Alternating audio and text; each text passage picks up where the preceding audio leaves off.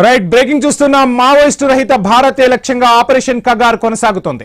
తాజాగా ఛత్తీస్గఢ్ అటవీ ప్రాంతంలో మరోసారి అలజడి చెలరేగింది. బీజాపూర్ జిల్లాలో భారీ ఎన్కౌంటర్ చోటు చేసుకుంది. మావోయిస్టులకు భద్రతా బలగాలకు మధ్య జరిగిన కాల్పుల్లో 5గురు మావోయిస్టులు మృత్యువాత పడ్డారు. మృతదేహాలతో పాటు భారీగా ఆయుధాలు స్వాధీనం చేసుకున్నారు. అటవీ ప్రాంతంలో డీఆర్జీ, ఎస్టీఎఫ్, కోబ్రా బలగాలు సంయుక్త ఆపరేషన్ కొనసాగిస్తున్నాయి. ఎన్కౌంటర్ కు సంబంధించి ఫుల్ డీటెయిల్స్ మా ప్రతినిధి నవీన్ అందిస్తారు. నవీన్, చూస్తున్నాం ఆపరేషన్ కగార్ ఇంకా కొనసాగుతున్నట్టుగా తెలుస్తుంది. ఈ ఎన్కౌంటర్ కు సంబంధించి ఫుల్ డీటెయిల్స్ ఏంటి?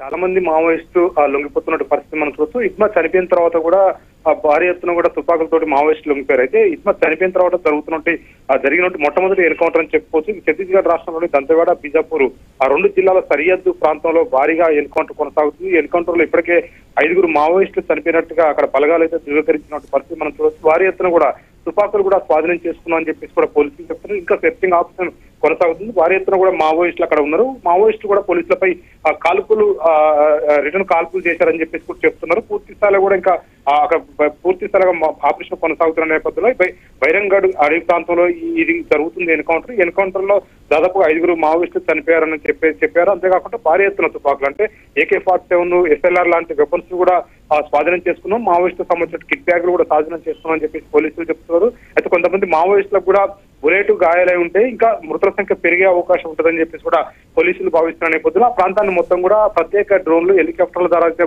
భారీ కూమింగ్ ఆపరేషన్ కూడా కొనసాగుతుంది. ఎందుకంటే అక్కడ మావోయిస్టులు ఆ ప్రాంతంలో, ఎందుకంటే ఈ మధ్యకాలంలో మనం చూసుకోవచ్చు అదంతా కూడా హిడ్మా సంబంధించినటువంటి ఏరియా. హిడ్మా ఇన్ని రోజులు కూడా ఆ ప్రాంతంలో సంచరించినటువంటి పరిస్థితి కాబట్టి అయితే ఆ ప్రాంతంలో కాల్పులు జరగడం, ఎందుకంటే దంతెవాడ, బీజాపూర్ అనేది పూర్తి స్థాయి కూడా హిడ్మా కొట్టిన పిండి, హిడ్మా నాయకత్వం వహించినటువంటి ప్రాంతం అంతా కూడా ఆ PLJ కంపెనీ 1 సంబంధించిన దళాలు ఎక్కువ ఆ ప్రాంతంలో ఆ కంపెనీ 1 ఉంటుంది. అయితే ఇప్పుడు వాళ్ళకి సంబంధించి ఉన్నారు. అయితే వేరే దళాలు ఏమైనా ఆ ప్రాంతానికి వచ్చిన దాని మీద కూడా పోలీసులు అయితే భారీ ఎత్తున కోమింగ్ చేస్తున్నారు. ఎందుకంటే ఎన్కౌంటర్ జరిగింది, 5గురు చనిపోయారు. ఇంకా కోమింగ్ ఆపరేషన్ కొనసాగుతుంది. చనిపోయినటువంటి మావోయిస్టు మృతదేహాలకు సంబంధించి ఇంకా గుర్తించాలని చెప్పేసి కూడా ఇప్పటికే 2 జిల్లాలకు సంబంధించిన ఎస్పీలు చెప్తున్నారు. భారీ ఎత్తున కూడా అక్కడ DRGతో పాటు CRPF బలగాలు, అదేవిధంగా కోబ్రా బలగాలు కూడా, ప్రత్యేక బలగాలు కూడా, ఇంకా అదనపు బలగాలను కూడా అక్కడికి తీసుకొస్తున్నట్టు పరిస్థితి కనపడుతుంది. ఎందుకంటే ఎన్కౌంటర్ చాలా రోజుల తర్వాత ఎన్కౌంటర్ జరుగుతుంది. ఒక పక్క మావోయిస్టుల లొంగుబాట్లు, మరో పక్క ఎన్కౌంటర్ లో మావోయిస్టులు చనిపోతున్నట్టు సిచ్యువేషన్ అయితే ఆ ప్రాంతంలో ఉన్నటువంటి పరిస్థితి మనకు కనపడుతుంది. ఎందుకంటే ఈ మధ్యకాలంలో భారీ ఎత్తున మావోయిస్టులు లొంగిపోతున్నారు, కీలక నేతలు లొంగిపోతున్నట్టు పరిస్థితి కాబట్టి మరికొంతమంది అయితే